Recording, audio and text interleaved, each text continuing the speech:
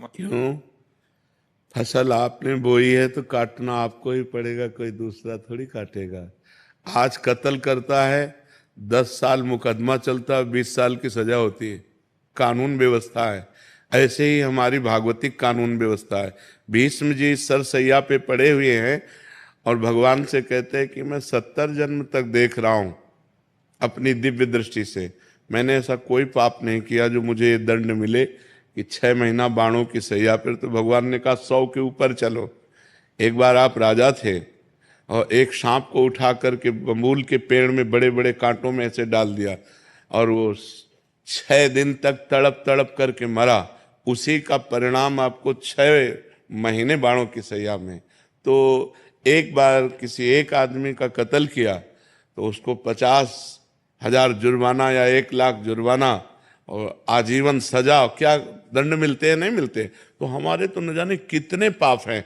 अब कौन ऐसा शरीरधारी है जो झूठ नहीं बोल रहा? कौन ऐसा शरीरधारी जिससे पाप नहीं हो रहा? ये तो बात कह देना कि हमसे तो कोई गलती ही नहीं हुई, हमसे तो कोई पाप ही नहीं हुआ, ये बिल्कुल हम अविवेकपूर्ण मानते हैं। नहीं, ऐसा नहीं है। हम सबसे गलतियां होती हैं और उसी भगवान के दरबार में अन्याय नहीं है, क्योंकि वहां किसी के गवाही की जरूरत नहीं है। उस सर्वव्यापी परमात्मा आपके हृदय में ही बैठा हुआ है। मत्ता परतरम नान्यत किंचिदस्ति धनंजय, मेरे सिवा और कुछ है ही नहीं, तो उसको गवाही की क्या जरूरत है? वो देख रहा है। तो हमको बहुत धैर्य पूर्वक चलना है। देखो, हम कई बार बता चुके हैं कि हमारे शरीर की रचना 2 कर्म से हुई है, पाप और पुण्य। दोनों के मिश्रण से मनुष्य शरीर बनता है। केवल पाप से यातना देह का निर्माण होता है जो नरक में मिलता है। केवल पुण्य से देव देह का निर्माण होता है जो स्वर्ग लोक, महारलोक, जनोलोक, तपलोक, सत्यलोक आदि में। लेकिन मनुष्य लोक में दोनों मिश्रित होते हैं, पाप और पुण्य। तो जिस अवस्था में जो हमें दुख मिलना है वो कर्म हमारे ऊपर लागू हो जाएगा। अगर पुण्य कर्म लागू है तो हमें सुखद अनुकूलता प्रशंसा मिलेगी। अगर पाप कर्म लागू है तो दुख, प्रतिकूलता, निंदा मिलेगी। वो हमारी वैसी बुद्धि हो जाएगी, जैसी हो भवतव्यता तैसी बने सहाय, आप ना आवे ताहि पे ताहि तहां ले जाए। अचानक आपसे ऐसी क्रिया बन जाएगी कि आपकी निंदा होगी, आपकी अवहेलना होगी। अचानक आपसे ऐसी क्रिया बन गई, दांव लग गया, कि आपकी प्रशंसा होगी, आपकी जय जय हो जाएगी। वो पूर्व कर्मों का विधान चल रहा है। तो फिर मनुष्य जन्म में महानता क्या है? अब नवीन हमसे पाप ना होने पावे। अब नवीन कर्म हम ऐसे ऐसे समझ समझ के करें कि हमारी आगे की जो जन्म हो या आगे जो हमें मिले वो बहुत अच्छा ही हो।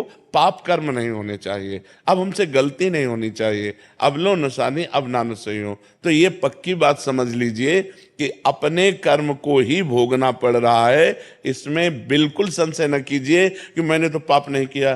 किसने प्रश्न किया था? ईमानदारी से देखो सखी, वृंदावन में बैठी हो, ईमानदारी से जब से तुम्हें याद है तब से अब तक देखो, केवल इसी जन्म में क्या आपसे पाप नहीं हुई? क्या आपसे गलती नहीं हुई? आप विचार करके देखिए, हमसे पूर्व जन्म में कितनी गलतियां हो गई हैं। इतनी गलतियां हो गई कि भगवान ने कृपा करके मुझे मनुष्य शरीर दिया है। मेरे कर्म से मनुष्य शरीर नहीं मिला। कबहू का करी करुणा नर देहि, देत ईश बिन हेत सनेहि। अब भी भगवान की कृपा देखो कि आप साधु समागम में बैठी हो, आप वृंदावन आई हो, संत समाज में बैठी हो। अब मोहि भाव भरोस हनुमंता, बिनु हरि कृपा मिले नहीं संता। तो भगवान तो आपको दुलार ही कर रहे हैं, भगवान तो आपको कृपा ही कर रहे हैं। पर अब हमने गलती की है तो वो भोग तो हमें भोगने पड़ेगा। उमर जी, इस जन्म का कब भोगना पड़ेगा? अगला। जब अभी जो वर्तमान में गलतियां। अगला। और ऐसा भी हो सकता है कि इसी जन्म में भी उसका दंड मिल जाए। भयानक अपराध, भयानक अपराध, जैसे आप संत द्रोह कर दो, संत निंदा कर दो, किसी संत को मार पीट दो, फिर आपको भयंकर, आपको कष्ट। साधु अवज्ञा तुरंत भवानी, भक्तन निंदा अति बुरी भूल करे, जिनको के सुकृत बहुजन्म के छिन्न मिदाय को। तुरंत अकाल मृत्यु का विधान बन जाएगा, तुरंत अकाल मृत्यु का विधान बन जाएगा, तुरंत भयंकर कष्ट देने वाला योग लग जाएगा। उमर जी, भागवतिक विधान है। भागवतिक विधान है। 2 मिनट में किसी को मार दिया, इसके बाद आजीवन कारागार, और उसको ऊपर से बोले 1 लाख रुपया जुर्माना। तो ये जो हम भोगने आते हैं मृत्यु लोक में, जुर्माना भोगने आते हैं। मूल सजा तो नरक में मिलती है, ये जुर्माना यहां होता है। उसको भोगना होता है। तो जो हमें भोगने को मिला उसे मिल, आगे हम कोई पाप कर्म नहीं करेंगे, आगे हम अच्छा भजन करेंगे तो हमें अच्छा मिलेगा। महाराज जी लोग कहते हैं नरक तो किसने देखा है? अब कह दो कि किसने देखा, जब चोरी करोगे और जब तुम्हारे डंडा चलेंगे और जब जेल